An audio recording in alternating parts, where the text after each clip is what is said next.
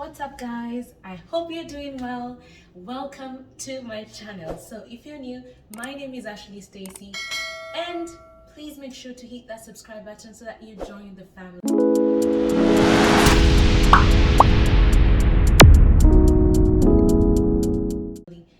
So guys, I know I usually do a lot of travel videos and I hope you enjoy them. Please make sure to go check those ones out. Every Sunday I post a travel vlog.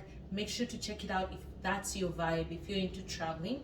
But I thought I'm gonna add a different segment where I actually get to talk to you one-on-one, and I thought that was something I was missing. Like, the whole point when I wanted to start this channel was to kind of encourage, motivate, and show people that, you know what, you can actually do anything. You can actually do anything that you have dreamt of, anything that you thought you could do, you can actually do it. So that was one of the many reasons why I started this channel, probably over 5 years ago. Anyway, guys, so yeah, before further ado, let's just jump into this video. Let's get talking. I love to talk and I'm ready to get into this. So yeah, let's do it. So, today I wanted to share my story. Basically, when I talk about my story, I mean, man, my life has been crazy and of course eventful, but just a little bit part of my story. I know now with how things are economically, it's a little bit of a struggle to get jobs. It's a little bit of a struggle to see how your dream can still come true, how you can get that dream job, how you can get your business going, how you can get to all the things that you've dreamt of. And honestly, like, hopefully my story will just motivate you to keep trying, keep believing, and keep pushing. So when I was about 19 years old, I used to work in a boutique in CBD town. So if you're Kenyan, you'll probably know this. So I remember when I used to work there, like, I would look at my boss. I mean, she was this fabulous, I don't know, like, fabulous girl. Like, she was, I don't know, there's this thing in Kenya that, you know, if you're married to like a rich white man, like, you're treated in a certain kind of class or standard. It's so weird. So I would always see her, like, you know, with like her long human hair, like, just smelling good, looking fresh. And I was like, man, will I ever, like, get there? Honestly, like, sometimes it seemed so far away. Like, could I ever get there? But you know what? I knew I had it in me. I knew I could do it, but I wanted to do it myself. I wanted to be, I always dreamt of having these goals of traveling the world, having this really good job, taking care of my family, and living just the best life I could possibly live. But I wanted to do it on my own. I wanted to take credit for all the things that I could do, not just be like, oh yeah, and not absolutely not bashing anyone or going after anyone who how do I say, anyone who, I mean, got their wealth from their partner. Like, absolutely no. But I wanted to do this for myself. I wanted to prove it to myself that I could do it. I could do it just from scratch, from nothing. And I wanted to share this story one day. I mean, I had younger sisters that I wanted to show them that you can actually do it step by step, from zero to something, and into that big thing that you wanted. And so anyway, it was just me sitting in that boutique, selling the clothes, having my dreams, having no idea how these dreams are gonna work out.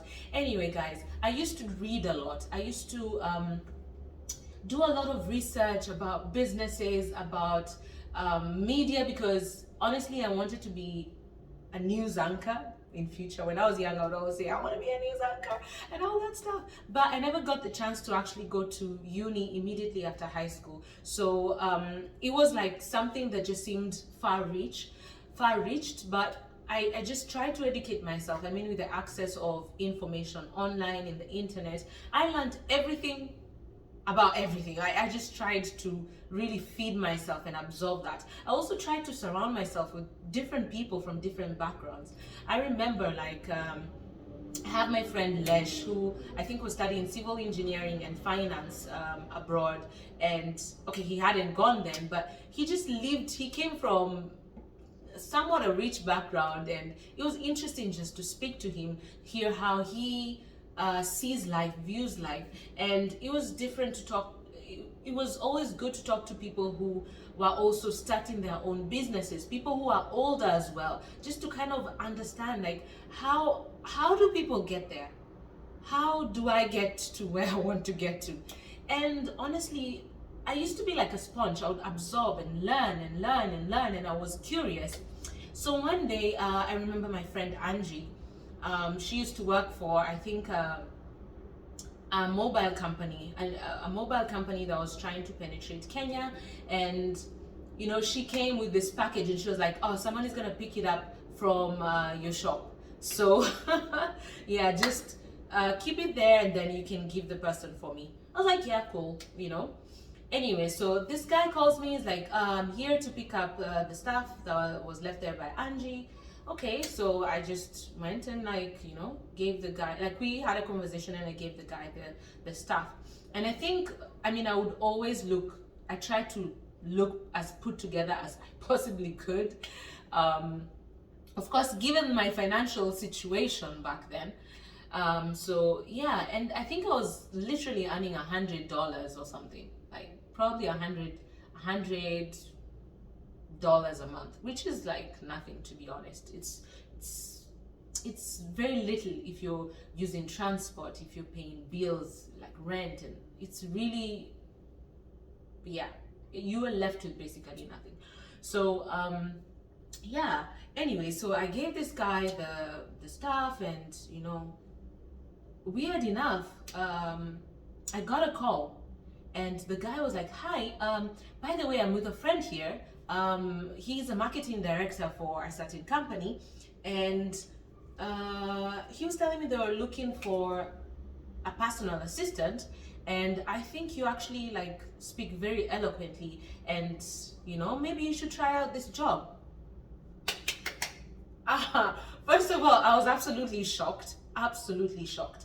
One, I remembered, like I truly remembered when I was young and in high school, I went from private school to public school. And when I went to public school, I remember I was trying to speak English, and I mean, I went to Islando, watu wa Islando wanajua, like watu wa Islando.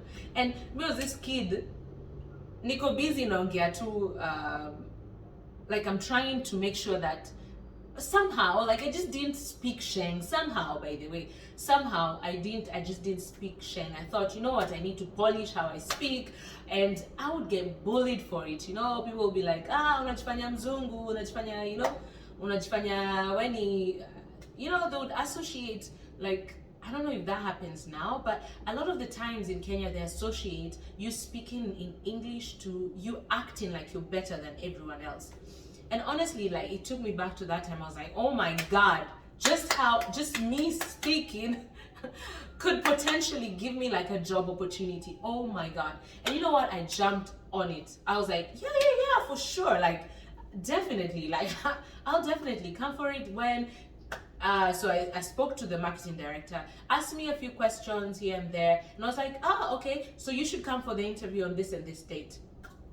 Now, I had accepted that, and I was gonna go to the interview. On this other side, I had to work on the same day, and you know how boutiques work? They're not gonna close, you know, unless it's on a Sunday. Like, they're not gonna close for you to go. Like, I can't even say I'm gonna go for a job interview, because if I look like I'm looking for jobs, I might just get fired, you know. So it was so stressful just trying to figure out, how am I gonna go for this job interview? Like, I was so worried. And I think I made an excuse that I needed to go to a hospital, or I don't know, like I just made an excuse. I took my, you know, little outfit, just made something look formal, and I remember, like, I quickly rushed. I took a boda, like a motorbike, literally from town. The place was in Upper Hill, and just got there. And on my way on a boda, like I was on my phone trying to read about the company, because I really didn't know much. And it was so, I think it was literally, the interview was probably the next day or something like that, I can't remember. So I didn't have much time to like brush up and learn a lot about it. So here I was, this girl who's uneducated, basically. Like, I was just literally, I hadn't gone to uni, Everyone else who was applying had gone to uni, they had their papers. Other people, honestly, like there were people with even their masters. I mean, with all the lack of job opportunities. So there was a lot of people who were coming for this job. Anyway, so I got there and I was looking at the company. I'm like, oh my god, like this is my opportunity. Like I have to take it because I want to do something more. Like I want to grow. So I went through the interview, the first one with the HR. It went through. So I went, of course, and met the marketing director. And he was okay. He was like, good. But he told me, now you have to meet the managing director. And he's a bit of a tough guy. So good luck. I was like, okay, I got this far, but I mean, if it's God's will, I'm gonna make it happen. But I am holding on to this opportunity. So I try to learn as much as I can online. Again, this is all I could do. So when I got there, I remember like I met the director, and I mean, he was very tough. I mean, remember the first question he asked me, like he looked at my CV, which was literally one paper. And he looked at this one paper, he's like, why should I hire you? Like you have absolutely no experience. You don't have knowledge for what I require. Why should I hire you? And honestly, this is usually sorry about that, guys. Sorry about that, my dishwasher. Anyway, this is usually, for me, I find the hardest questions. When they ask you in an interview, like, why should I hire you? Oh, who is Stacy? Like those type of questions, like I find them like, But honestly, like I just told them, like, I am ready to I'm ready to do this. I'm ready to learn. The beauty about getting someone who doesn't have the papers to rely on is, I'm gonna do my best. I'm gonna prove myself every step of the way. So you'll be guaranteed that I'll be doing a pretty damn good job. And I'm ready to learn. I'm ready to listen. I mean, it's not the best or the most comforting thing. Like if you're employing someone, like it still doesn't, I mean, everyone is gonna say the same thing. So I just told the guy, you know what, just give me 30 minutes. Tell me what has to be done. Show me, and then, give me like a task, and then let's see if I can quickly grasp what has to be done. Okay, so he was like, oh, you need to learn the ERP system. I was like, the what? The what? Anyway, you have to learn the ERP system because you're going to be using it. And then you have to, of course, respond to my emails, write letters, That didn't quite worry me. Excel sheets, like it wasn't as stressful, but I was like, ERP, I don't even know what this is. Anyway, so thank God there was this amazing girl like in the HR who I met, and also the girl I was replacing. So the girl I was replacing, Grace, such a sweetheart, and Phyllis, who's still my friend till date. Like they truly are lifesavers. They literally showed me everything. They prepped me, and honestly, he had given me 3 days. From 3 days turned into 3 months probation, turned into, I worked there for like 7 years, and I ended up being the manager of that company. So it really just kept growing. And in that, like one of the things that I learned from that lesson, and I would love you to learn from that lesson, is one, just always be prepared. Always be prepared. If you want something, see yourself in that position and try and build your inner self to be that, It's like speak the way you want to speak when you have your dream job, when you're that president, or when you're rich, or when you're whatever you want to be. Speak that way. You never know when an opportunity might just drop on your lap, So sometimes, what do they say? Like when opportunity meets preparation. Honestly, that is absolutely true. The other thing is believing in yourself. Like sometimes you have to crazily believe in yourself. Because if I truly did not believe I could do it, there's no way I could sell myself in that interview. When you're walking into an interview, you're literally trying to sell yourself. And if I didn't believe in myself, there's no way I can convince anyone else to believe in me. So that is like one of the other things that I really learned from this situation.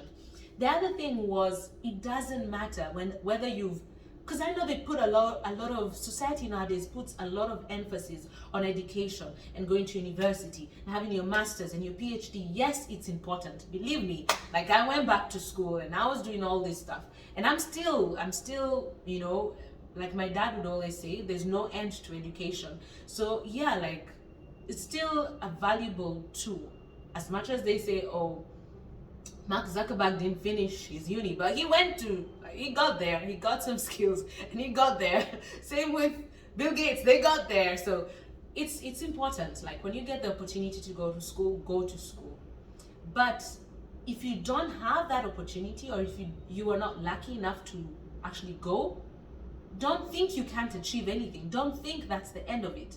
You know, nowadays we're lucky enough to have the internet. We're lucky enough to have people who write books about how they got to their success stories. We have podcasts, we have YouTube channels, we have people like me here telling you just simple things on how you can do this, do that. And honestly, I think this opens up so much more opportunities. Nowadays there's honestly, I think it's limitless. I truly think it's limitless, and I think it's all up to you whether you can go from point A to point B. And the other thing is also, like, just go step by step. Sometimes, honestly, like, let's think about it, like, as a child, these stages, you know, the child has to maybe crawl, then walk, then run, you know. So sometimes, like, just give yourself that time, give yourself the patience, be, I want to say, graceful with yourself and patient with yourself. Know that just because your dream hasn't, like, it's not here now, or the opportunity is not here now, it doesn't mean it's not gonna come. You know, give yourself that time and believe that whatever is meant for you is gonna be for you. Believe in yourself and believe that truly God has good plans for us. Truly, like, he didn't put us here to suffer, you know, like, he really just has good plans for us. You have to trust in that.